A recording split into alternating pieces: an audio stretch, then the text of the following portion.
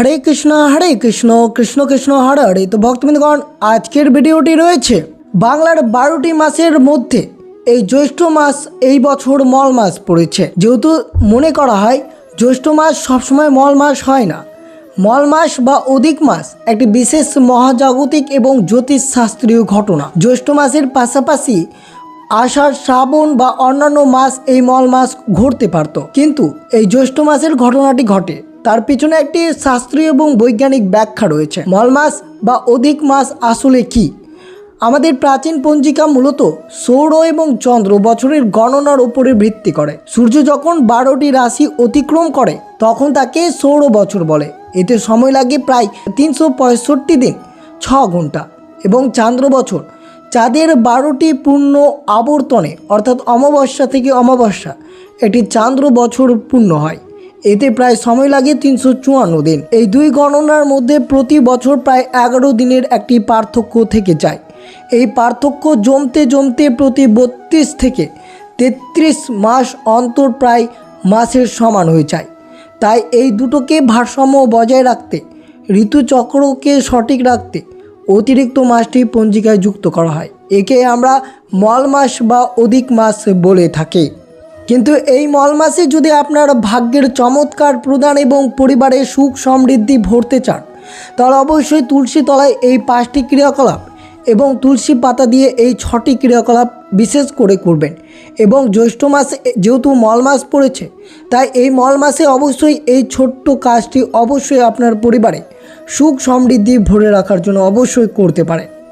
বিশ্বাস করা হয় যেহেতু জ্যোতিষশাস্ত্র হিসেবে যে চান্দ্র মাসের সূর্যের কোনো সংক্রান্তি থাকে না, এই মাসটিকে মল মাস বলা হয়। তাই এই ঘটনাটি জ্যৈষ্ঠ মাসের সময়কালে ঘটেছে। অর্থাৎ যে চান্দ্র জ্যৈষ্ঠ মাসে সূর্য তার রাশি পরিবর্তন করে না, তখন সেই জ্যৈষ্ঠ মাসটিকে মল মাস বা অধিক জ্যৈষ্ঠ বলা হয়। এর পরের মাসটিকে বলা হয় নিজ জ্যৈষ্ঠ বা মূল জ্যৈষ্ঠ মাস। তাই অবশ্যই সকল ভক্তরা শ্রবণ করবেন এই জ্যৈষ্ঠ মাস অর্থাৎ মল মাস চলাকালীন পরিবারে সুখ সমৃদ্ধি ভরে রাখতে চাইলে অবশ্যই সর্বশ্রেষ্ঠ কাজ, তার সাথে তুলসী পাতা দিয়ে এই ছোট্ট ক্রিয়াকলাপটি যদি আপনারা পরিবারে করতে পারেন, তাহলে পরিবারে সুখ সমৃদ্ধি এবং অর্থে ভরে উঠবে। এতে মা লক্ষ্মী অত্যন্ত প্রসন্ন হবেন সেই পরিবারে। তো অবশ্যই ভিডিওটি আপনারা শুরু থেকে শেষ পর্যন্ত ভক্তি সহকারে শ্রবণ করবেন। আর চ্যানেলে নতুন হয়ে থাকলে দয়া করে চ্যানেলটিকে সাবস্ক্রাইব করবেন, লাইক করবেন, কমেন্টে ভক্তি ভালোবাসার শ্রদ্ধা দিয়ে জয় শ্রীকৃষ্ণের জয় লিখে দিতে ভুলবেন না এই শুভ দিনটিতে। অবশ্যই ভিডিওটি আপনারা শুরু থেকে শেষ পর্যন্ত ভক্তি সহকারে শ্রবণ করুন। হিন্দু শাস্ত্র মতে সূর্যের এক রাশি থেকে অন্য রাশিতে প্রবেশ করা বা সংক্রান্তি হলো নতুন শক্তির প্রতীক। যে মাসে সূর্যের কোনো সংক্রান্তি থাকে না তাকে শক্তিহীন বা মলিন মনে করা হয়। এই মাসে শুভ শক্তির প্রবাহ কম থাকে বলে বিবাহ, গৃহপ্রবেশ, অন্নপ্রাশন বা নতুন ব্যবসা শুরুর মতো জাগতিক মাঙ্গলিক কাজগুলো নিষিদ্ধ থাকে।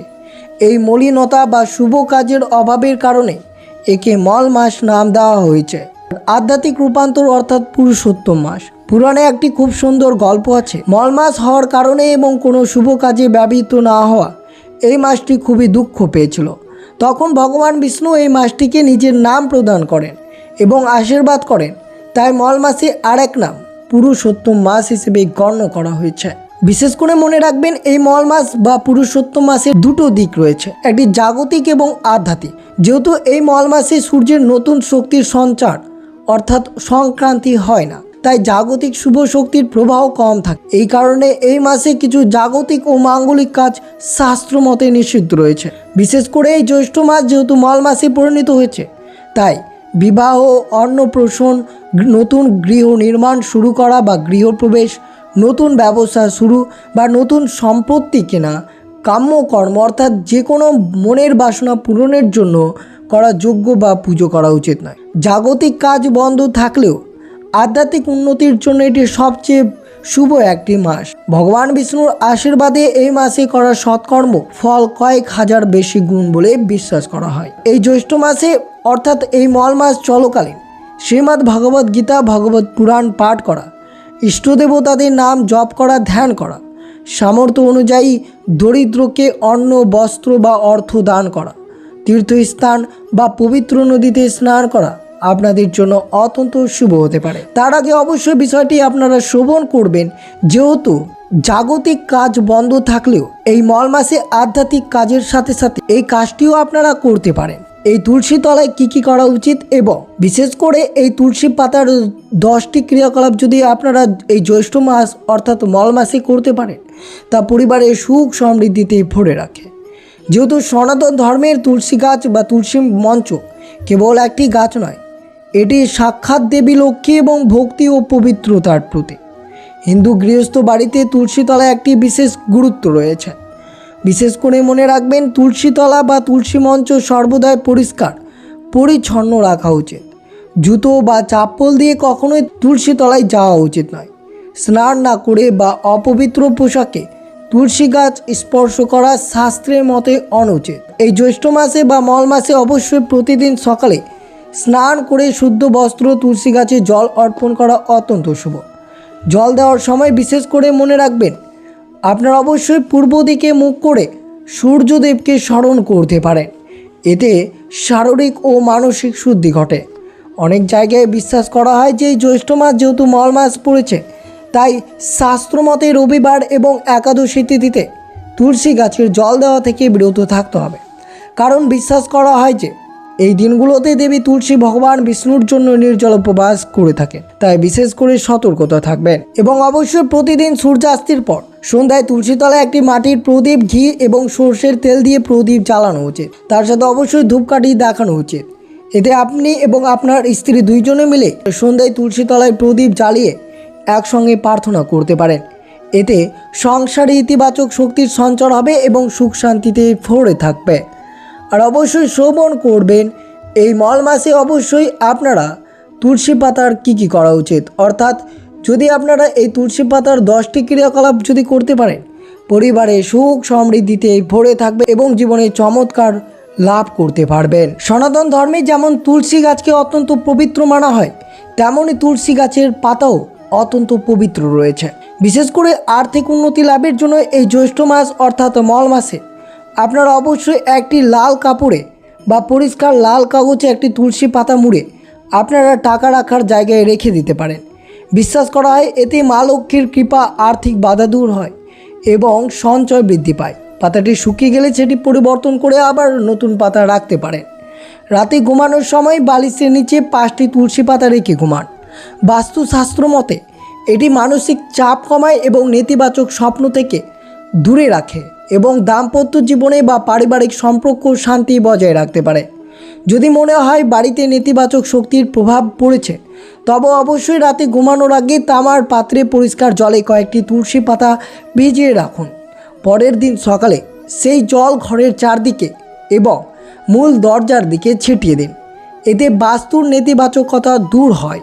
বিশেষ করে মনে রাখবেন, জ্যৈষ্ঠ মাসের বা মল মাসে আপনারা প্রতি বৃহস্পতিবার একটি তামার পাত্রে জল নিয়ে তাতে সামান্য হলুদ ও কয়েকটি তুলসী পাতা ফেলে রাখুন। সেই শুক্রবার এবং সকালে সেই জল আপনার ব্যবসা প্রতিষ্ঠানে বা দোকানে ছিটিয়ে দিন। এতে ব্যবসায় শ্রীবৃদ্ধি ঘটে বলে মনে করা হয়। আটকে থাকা কাজ খুব সহজে সাফল্য লাভ করতে পারবেন। কোনো গুরুত্বপূর্ণ কাজে বা সাক্ষাৎকারে যাওয়ার আগে প্যাকেটে বা মানি ব্যাগে একটি তুলসী পাতা সঙ্গে রাখুন। এটি শুভ শক্তির প্রতীক এবং কাজের সাফল্য আনতে সাহায্য করে। প্রতিদিন সকালে স্নানের জলে কয়েকটি তুলসী পাতা ফেলে দিয়ে সেই জল স্নান করুন। এটি শারীরিক ও মানসিক ক্লান্তি দূর করে এবং শরীরকে ইতিবাচক শক্তিতে ভরিয়ে তোলে।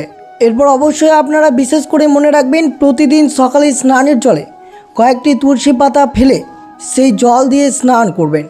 এটি শারীরিক ও মানসিক ক্লান্তি দূর করে এবং শরীরকে ইতিবাচক শক্তিতে ভরিয়ে তোলে। বাড়ির ছোট বাচ্চারা যদি অকারণে ভয় পায় বা বারবার অসুস্থ হয়ে পড়ে, তবে 60টি তুলসী পাতা বা 60টি গোলমরিচ শিশুর মাথার ওপর থেকে ঘড়ির কাঁটার দিকে 7 বার ঘুরিয়ে বাড়ির বাইরে ফেলে দেবেন। এতে নজর দোষ কেটে যায় বলে বিশ্বাস রয়েছে। বাড়িতে যদি অকারণে কলহ বা অশান্তি লেগে থাকে, তবে প্রতিদিন স্নানের পর শুদ্ধ বস্ত্রে তুলসী তলায় প্রদীপ জেলে তুলসী গাছের গোড়ায় সামান্য মাটি নিয়ে পরিবারের সদস্যদের কপালে তিলক হিসেবে পরিয়ে দেবেন। এটি সবার মধ্যে সম্প্রীতি বাড়ায়। বিশেষ করে মনে রাখবেন, জ্যৈষ্ঠ মাস যেহেতু মল মাস পড়েছে, তাই অবশ্যই টানা 11টি বৃহস্পতিবার ভগবান শ্রীবিষ্ণু এবং নারায়ণের চরণে হলুদ চন্দন মাখিয়ে একটি তুলসী পাতা অর্পণ করলে নিজের মনের ইচ্ছা পূরণ হবে। বিশ্বাস করা হয় ভক্তি ভরে এই উপায়টি করলে নারায়ণের কৃপায় মনস্কামনা পূর্ণ হবে আপনাদের। তো অবশ্যই সব কিছু আপনারা বিস্তারিতভাবে শ্রবণ করলেন। এই মল মাস অর্থাৎ পুরুষোত্তম মাসে তুলসী তলায় কী কী করবেন, সর্বশ্রেষ্ঠ কাজ কী কী করবেন এবং তুলসী পাতার কোন ক্রিয়াকলাপগুলো করবেন অবশ্যই আপনারা শ্রবণ করলেন। আর অবশ্যই এই স্থানে তুলসী পাতা রেখে দিতে পারেন, তা অত্যন্ত শুভ হতে পারে। আর অবশ্যই যেহেতু মল মাস ভগবান শ্রীবিষ্ণুর অত্যন্ত প্রিয়, তাই সবচেয়ে প্রিয় তুলসীর মহিমা এই মাসে বহুগুণ বেড়ে যায়। মল মাসে তুলসী পাতা তোলা ভগবানের অর্পণের পিছনে গভীর বোঝাতে কয়েকটি কাহিনী তুলে ধরলাম। সেই কাহিনী অর্থাৎ সেই পৌরাণিক গল্পটি আপনারা অবশ্যই শ্রবণ করুন। এটি শ্রীমদ্ ভাগবতের মতো একটি জনপ্রিয় উপাখ্যান। একবার শ্রীকৃষ্ণের স্ত্রী সত্যভামার মনে অহংকার জন্মায় যে তিনি তার বিপুল ধনসম্পদ দিয়ে শ্রীকৃষ্ণকে পরিমাপ করতে পারবেন। দেবর্ষী নারদের উপস্থিতিতে একটি দাড়িপাল্লার একদিকে শ্রীকৃষ্ণকে বসানো হয় এবং অন্যদিকে সত্যভামা তার সমস্ত সোনা দানা রত্ন চাপিয়ে দেন, কিন্তু কৃষ্ণের পাল্লা একটুও নড়ল না। তখন রুক্মণী দেবী সেখানে আসেন।